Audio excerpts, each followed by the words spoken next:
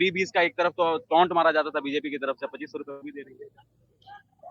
मैं इस टिप्पणी का खंडन करती हूँ और महिला समृद्धि योजना के अंतर्गत जो कि 2500 रुपए की जो सौगात की बात करी गई है, देखिए भारतीय जनता पार्टी बहुत ही गुड गवर्नेंस पे बिलीव करने वाली और काम को डिलीवर करने वाली पार्टी रही है।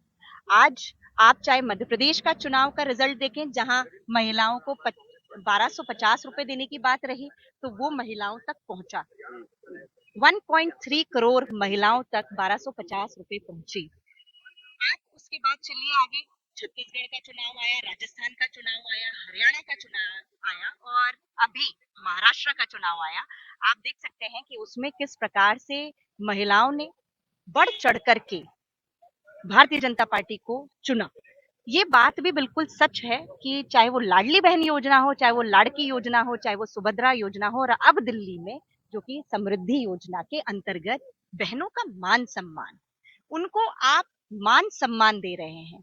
भारतीय जनता पार्टी के शीर्ष मान नेतृत्व, सम्मान इस हिसाब से तो केजरीवाल भी दे रहे हैं। आपको कांग्रेस लगता भी है? दे रही है। एक मिनट, 2500 2100 मैं आप ही की बात पे आती जी। हूँ। आप इस प्रकार से टिप्पणी मत करिए। 2500 और 2100 रुपए, जी। बात यह है कि जब आम आदमी पार्टी ने 1000 रुपए पंजाब में कहे, तो क्या वो उन्होंने दिया? नहीं दिया। जब उन्होंने 2100 रुपए की बात कही, मैं पूछती हूँ कि 60,000 करोड़ का जिस राज्य पे कर्जा है, वो पैसा देगा कहाँ से?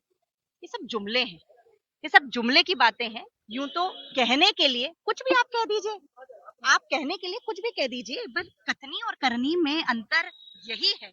बाकी पार्टी सब एक तरफ, भारतीय जनता अर्थव्यवस्था पर इसका असर पड़ेगा या नहीं? मैं एक आखिरी सवाल, देखिए, ये फ्री-बीज तरीके से हो रहा है। अर्थव्यवस्था पर केंद्र की सरकार और डबल इंजन की सरकार जब हमारी दिल्ली में बन जाएगी, ऐसी जो योजनाएं जो शुरू से चलती हुई चली आ रही हैं, मुझे लगता है एक सुगम व्यवस्था के साथ में, जहां केंद्र से एक डेडिकेटेड एलोकेटेड बजट होता है दिल्ली के लिए, उस बजट पर, क्योंकि आज आम आदमी पार्टी को अपनी खुद की पर्सनल अपनी पार्टी को चलाने के लिए उसको अपने पैसों की आवश्यकता उस तरीके से थी, उन्होंने भ्रष्टाचार मचाया, उन्होंने उस भ्रष्टाचार को सामने दिखाया और सब चले गए जेल में।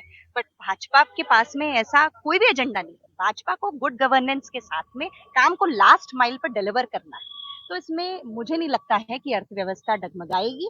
मुझे ये लगता है कि अर्थव्यवस्था बेहतर रूप से चलेगी जब दोनों सरकार, जब आपके पास में जब बेटर कोऑर्डिनेशन होता है, तो जब दिल्ली में भाजपा की सरकार होगी तो केंद्र के साथ बहुत एक अच्छे कोऑर्डिनेशन में सरकार